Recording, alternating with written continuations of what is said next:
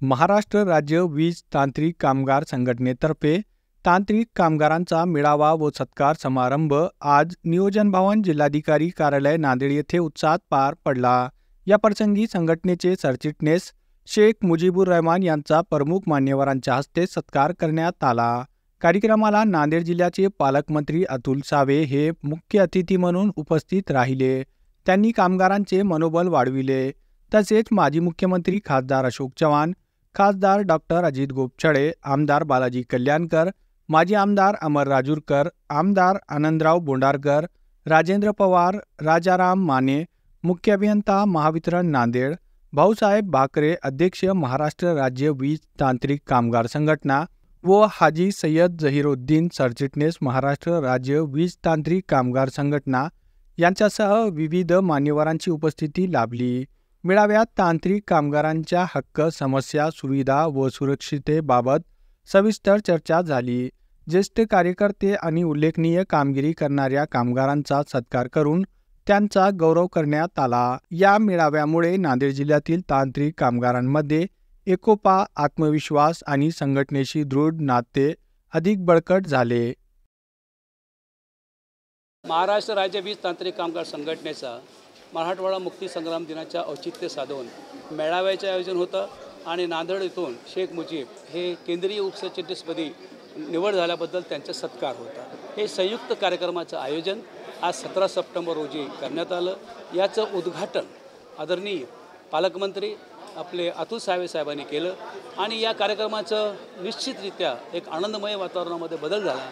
तो असं झालं की महाराष्ट्राचे माजी मुख्यमंत्री तथा खासदार राज्यसभा अशोकराव चव्हाण साहेब, तसेच राज्यसभा सदस्य सन्माननीय अजित गोपछडे साहेब आणि आपले कल्याणकर साहेब आमदार, बोंडारकर साहेब आमदार, अमर राठोड साहेब आमदार आणि सर्व लोकप्रतिनिधी आणि ज्या महाराष्ट्र राज्य वीज विद्युत महावितरण कंपनीचे संचालक मासं राजेंद्र पवार साहेब, या नगरीचे मुख्य अभियंता राजाराम माने साहेब आणि केंद्रीय अध्यक्ष तथा महाराष्ट्राचे पतसंस्थेचे आमचे सर्व महाराष्ट्र पतसंस्थेचे अहिल्यानगरचे भाऊसाहेब भाकरे पाटील आणि सर्व केंद्रीय टीम आणि या जिल्ह्याचे अध्यक्ष अमर राजूरकर साहेब, माजी आमदार, या सर्वांच्या उपस्थितीमध्ये एक सोहळा पार पडला।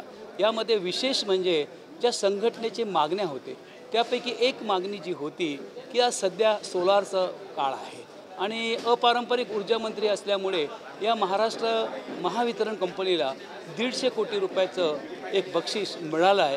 ते 150 कोटी रुपयाचं बक्षीसचं वितरण जे आम्हाला नाही पाहिजे, पण कर्ज रूपाने सोलार बसवण्यासाठी वीज कर्मचाऱ्यांना, तांत्रिक कर्मचाऱ्यांना, अभियंत्यांना, अधिकाऱ्यांना द्यावं, ती एक मागणी त्यांनी मान्य केली।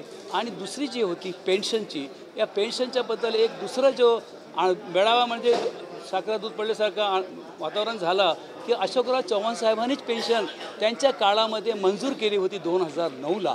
त्यामुळे योगायोग होता आणि आम्ही त्यांना आग्रह केलं की माननीय देवेंद्र फडणवीस साहेब मुख्यमंत्री महोदय यांना आपण जे लेटर पारित केलं होतं महाराष्ट्र शासनाचा, महामहिम राज्यपाल यांच्या स्वाक्षरीने ते पेन्शन वीज कर्मचाऱ्यांना लागू करावं, त्याबद्दल सकारात्मक आमचे चव्हाणसाहेब म्हणले की मी लवकरच मुख्यमंत्री महोदयांच्याकडे बैठक लावतो आणि अपारंपरिक ऊर्जा मंत्री महोदयांनी स्वतः मान्य केलं की माझ्या पातळीवर एक बैठक पहिले प्रकाशगडला लावू, तिन्ही CMDची, त्यानंतर काही प्रश्न राहिले मेन तर CM साहेबाच्या पातळीवर मीटिंग लावू आणि महाधिवेशन जो आमचं डिसेंबरमध्ये हो घातलेलं आहे त्यासाठी माननीय मुख्यमंत्री महोदयांची तारीख घेऊ, अधिवेशन पार पाडू। रिएस्ट्रक्चरिंगबद्दल राजेंद्र पवार साहेबांनी आज आश्वस्त केलं आता की जो महाराष्ट्रामध्ये 1 ऑक्टोबरपासून रिएस्ट्रक्चर होणार आहे, यामध्ये जो फार 40 ते 45 वर्षापासूनची मागणी मंजूर झाली की लाईन स्टाफ बांधवांना 8 तासच काम